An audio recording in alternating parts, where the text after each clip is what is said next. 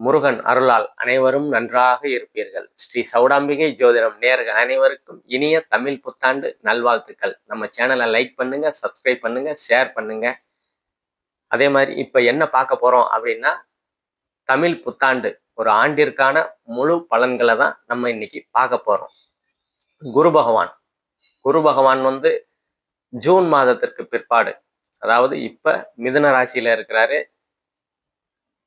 June மாதம் வந்து கடக ராசிக்கு வந்துருவாரு. கடக ராசியில ஒரு 5 மாதங்கள் இருப்பாரு. அதுக்கப்புறம் குரு பெயர்ச்சி சிம்ம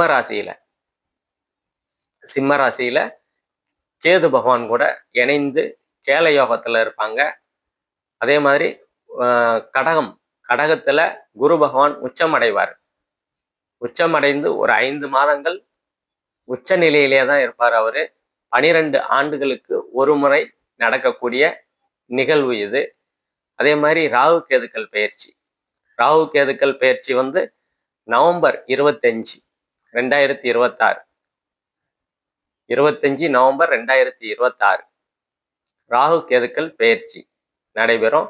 அதே மாதிரி இப்ப ராகு பகவான் வந்து கும்பத்திலையும் கேது பகவான் வந்து சிம்மத்திலையும் இருப்பாங்க. நவம்பர் மாசத்துக்கு மேல ராகு பகவான் மகர ராசிக்கு வந்துருவாரு. கேது பகவான் கடகத்துக்கு போயிடுவார். சனி பகவான் மீனத்திலேயே தான் இந்த ஆண்டு முழுவதும் இருப்பாங்க.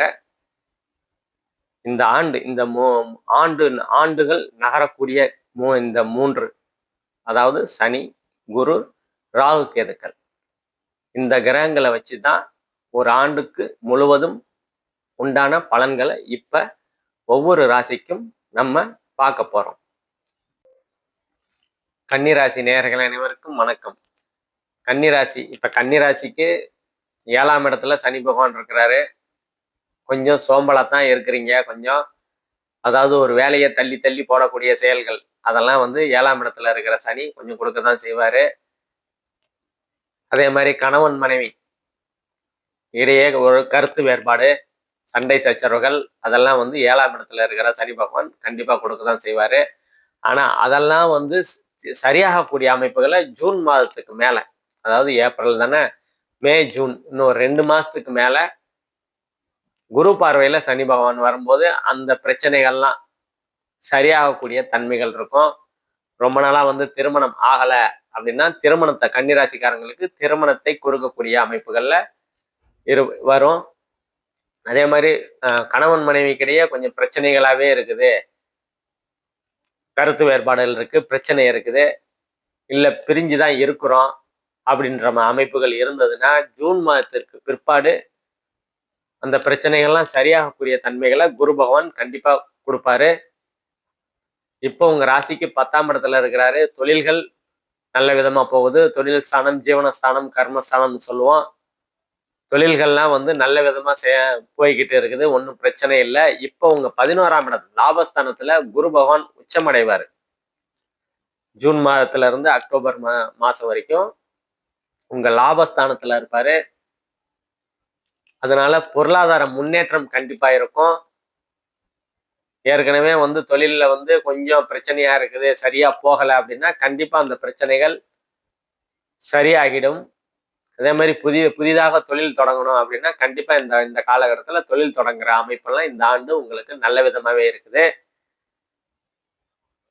அதே மாதிரி அக்டோபர் மாசத்துக்கு மேல குரு பகவான் வந்து உங்க ராசிக்கு 12ஆம் இடத்துக்கு வருவாரு.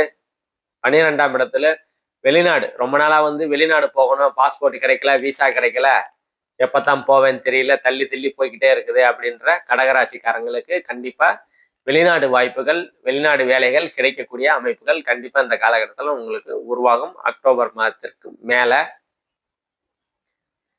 அதே மாதிரி உங்க ராசிக்கு 2ஆம் இடத்தை குரு பகவான் இப்ப பார்த்துக்கிட்டு தான் இருக்கிறாரு. பொருளாதார முன்னேற்றம்லாம் ஒன்றும் பிரச்சனை இல்லை, நல்லா இருக்குது. குடும்பம் அமையக்கூடிய அமைப்புகள்லாம் கண்டிப்பா இருக்கு. ரொம்ப நாளா வந்து திருமணம் ஆகல, மாப்பிள்ளை பார்த்துக்கிட்டு இருக்கேன், பொண்ணு பார்த்துக்கிட்டு இருக்கிறோம், எதுவுமே அமைய மாட்டேங்குதுங்கய்யா அப்படின்னா கண்டிப்பா திருமண அமைப்புகள்லாம் இந்த காலகட்டத்துல கண்டிப்பா உருவாகும். அதே மாதிரி உங்க ராசிக்கு 5ஆம் இடத்தை குரு பகவான் உச்ச குருவாகி பார்க்கறதுனால ரொம்ப நாளா வந்து குழந்தை இல்லை அப்படின்னா, ரொம்ப நாளா குழந்தைக்காக 2 வருஷம் ஆச்சு, 5 வருஷமா வெயிட் பண்ணிட்டு இருக்கோங்கய்யா, குழந்தையே இல்லை அப்படின்னா, கண்டிப்பா உச்ச குரு உங்க 5ஆம் இடத்தை, ராசிக்கு 5ஆம் இடம் தான் குலதெய்வம், பூர்வ புண்ணியம், புத்திர சந்தானம்னு சொல்லுவோம். அந்த 5ஆம் இடத்தை குரு பகவான் பார்க்கறதுனால புத்திர பாக்கியம் கண்டிப்பா கொடுத்தே தீர்வார். அதே மாதிரி உங்க ராசிக்கு 7ஆம் இடத்தையும் பார்ப்பாரு. கணவன் மனைவி ஸ்தானம். ரொம்ப நாளா வந்து திருமணம் ஆகல அப்படின்ற அமைப்பெல்லாம் கண்டிப்பா திருமணத்தை கொடுக்கக்கூடிய அமைப்புகளை, திருமண பாக்கியங்களை கொடுக்கக்கூடிய அமைப்புகளை உச்சகுரு, அதாவது 7ஆம் அதிபதி 7ஆம் இடத்தையே பார்க்கிறார். களத்திர ஸ்தானாதிபதி ஆகி உச்சம் பெறார். அதனால கண்டிப்பா இந்த காலகட்டத்துல உங்களுக்கு இந்த ஆண்டு திருமணம் நடந்தே தீரும் அப்படின்ற அமைப்புகள் கண்டிப்பா உண்டு. அதே மாதிரி அக்டோபர் மாசத்துக்கு மேல குரு உங்க ராசிக்கு 12ல வந்து 6ஆம் இடத்தை பார்ப்பாரு. 6ஆம் இடத்தை பார்க்கும்போது ரொம்ப நாளா வேலை இல்லை, இல்ல வேலையெல்லாம் இருக்குதுங்க, பிரச்சனையாவே இருக்குதுங்க, இல்ல வேலை மாற்றம் பண்ணலாமா அப்படின்னா, கண்டிப்பா வந்து இந்த காலகட்டத்துல வேலை மாற்றம் நல்லாவே இருக்கும். வேலைகள் கிடைக்கும். ஒரு வேலையை விட்டு ஒரு வேலை மாறக்கூடிய அமைப்புகள் இந்த காலகட்டத்துல கன்னி ராசிக்காரங்களுக்கு கண்டிப்பா நல்ல விதமாவே இருக்கும். அதே மாதிரி சுப கடன் உருவாகக்கூடிய அமைப்புகள் இருக்கும். ரொம்ப அதாவது வீடு வாங்கணும், வாகனம் வாங்கணும் அப்படின்ற அமைப்புகள்ல சுப கடன் உருவாகக்கூடிய அமைப்புகள் கண்டிப்பா உண்டு. அதே மாதிரி 4ஆம் இடத்தையும் பார்க்கறதுனால உங்க 12ல இருந்து, ராசிக்கு 12ஆம் இடத்துல இருந்து குரு பகவான் வந்து தன்னோட வீட 4ஆம் இடத்தை பார்ப்பாரு அக்டோபர் மாசத்துக்கு மேல. அப்போது வீடு வாகன சேர்க்கை கண்டிப்பா உருவாகும். அதற்காக கடன் வாங்கி வீடு வாங்குவீங்க, அதனால ஒரு சொத்து சேரும் அப்படின்ற அமைப்புகள்லாம் உங்களுக்கு அக்டோபர் மாசத்துக்கு மேல நல்ல விதமாவே இருக்கும். அதே மாதிரி 8ஆம் இடத்தையும் பார்ப்பாரு. 12ல இருக்கிற குரு 8ஆம் இடத்தையும் பார்ப்பாரு. பிறந்த ஊரை விட்டு ஒரு 400-500 கிலோமீட்டர் தள்ளி வேலை செய்யக்கூடிய அமைப்புகள், அதெல்லாம் உங்களுக்கு கண்டிப்பா அக்டோபர் மாசத்துக்கு மேல தூர இடங்களில் வேலை கிடைக்கக்கூடிய அமைப்புகள் கண்டிப்பா இருக்கும். பயணங்களால் அனுகூலங்கள், ஆதாயங்கள் உங்களுக்கு நல்ல விதமா செயல்படக்கூடிய அமைப்புகள் இருக்குது. அதே மாதிரி 6ஆம் இடத்துல இருக்கிற ராகு பகவான் கடன்களை தீரக்கூடிய அமைப்புகளை ஒரு நவம்பர் மாசம் வரைக்கும் உங்களுக்கு நல்ல விதமாவே கடன்கள் தீரும். ஏதாவது உடல் உபாதைகள், அதாவது நோய் தொந்தரவுகள் இருக்குது அப்படின்னா, அந்த நோய் தொந்தரவுகள்லாம் நவம்பர் மாதத்திற்கு உள்ளேயே வந்து சரியாகக்கூடிய அமைப்புகள் கண்டிப்பா உங்களுக்கு இருக்கும். அதே மாதிரி ராகு பகவான் நவம்பர் மாதத்துக்கு மேல உங்க ராசிக்கு 5ஆம் இடத்துல வரும்போது குழந்தைகள் மீது கொஞ்சம் கவனம் செலுத்துறது உங்களுக்கு நன்மைகளை கொடுக்கும். மற்றபடி சனி பகவான் உங்க ராசிக்கு 9ஆம் இடத்தை பார்ப்பாரு. 9ஆம் இடத்தை பார்க்கறதுனால தந்தைக்கு சிறு சிறு உடல் உபாதைகள் வந்து விலகக்கூடிய அமைப்புகள் இருக்கும்.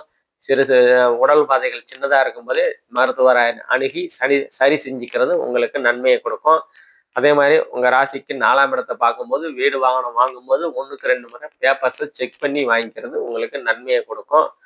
மற்றபடி உங்களுக்கு இந்த ஆண்டு சிறப்பான ஆண்டாக கண்டிப்பா இருக்கும். வாழ்த்துக்கள். அதே மாதிரி நம்ம துல்லியமான பலன்கள் வேணும் அப்படின்னா கீழே உள்ள நம்ம நம்பருக்கு கான்டாக்ட் பண்ணீங்க. நன்றி, வணக்கம்.